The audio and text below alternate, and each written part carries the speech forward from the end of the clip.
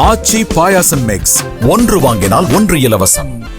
நம்ம அல்ட்ராவோட எல்லா தயாரிப்புகளுமே ஆரோக்கியமான ஃபுட் கிரேட் ஸ்டெயின்லெஸ் ஸ்டீலால் தயாரிக்கப்பட்டது. அல்ட்ரா என்றால் ஆரோக்கியம். திருநெல்வேலி மாவட்டத்தைச் சேர்ந்தவர் அல்போன்ஸ், வயது 35. இவர் பெங்களூரு KP அக்ரஹாரம் பகுதியில் மிக்சர் கம்பெனி நடத்தி வருகிறார். இந்த கம்பெனியில் மிக்சர் போடும் மாஸ்டராக KP அக்ரஹாரம் பகுதியைச் சேர்ந்த அண்ணன் தம்பிகளான 19 வயது பவன்குமார், 17 வயது சந்தோஷ்குமார் வேலை செய்து வந்தனர். அல்போன்ஸ் மனைவி சத்யா பவன்குமாருடன் நன்றாக பழகி வந்துள்ளார். 5 ஆண்டுகளுக்கு மேலாக பவன்குமாரும் அவரின் தம்பியும் வேலை செய்து வருவதால் அல்போன்ஸ் குடும்பத்தினருக்கு நம்பகமானவர்களாக இருந்துள்ளனர். இதனால் பவன்குமார் சத்யாவுடன் பேசுவதை யாரும் தவறாக எடுத்துக் கொள்ளவில்லை. 4 மாதங்களுக்கு முன்பு இவர்களது உறவு எல்லை மீறியது. இதை அறிந்த அல்போன்ஸ் சத்யாவை கண்டித்துள்ளார். தொடர்ந்து பவன்குமார் சந்தோஷ்குமாரை கண்டித்து வேலையை விட்டு அனுப்பிவிட்டார்.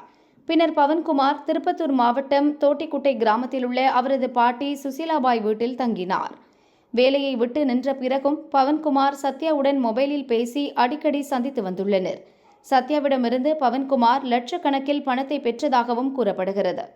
இதை அறிந்த அல்போன்ஸ் மனைவி சத்யாவை கண்டித்து தாக்கினார். இதனால் கணவன் தன்னை தாக்கியதாக போலீசில் புகார் அளித்துவிட்டு சத்யா தன் தாய் வீட்டுக்கு சென்று விட்டார். தன்னுடைய மனைவி பிரிந்து சென்றதற்கு பவன்குமார் தான் காரணம் என ஆத்திரமடைந்த அல்போன்ஸ் அவரை கொலை செய்ய திட்டமிட்டார். பவன்குமார் எங்கிருக்கிறார் என தெரியவில்லை. இதனால் தன் நண்பர்கள் 3 பேருடன் சேர்ந்து பெங்களூரில் இருந்து அவரின் தம்பி சந்தோஷ்குமாரை காரில் கடத்தினர். மெட்டூர் பகுதியில் உள்ள மண்டபத்தில் அடைத்து வைத்து கைமுறிவு ஏற்படும் அளவுக்கு அடித்து துன்புறுத்தினர். வலி தாங்க முடியாத சந்தோஷ்குமார் பவன்குமார் பாட்டி வீட்டில் இருப்பதாக கூறியுள்ளார். அவரை காரில் அழைத்து கொண்டு பாட்டி வீட்டுக்கு சென்றுள்ளார் அல்போன்ஸ்.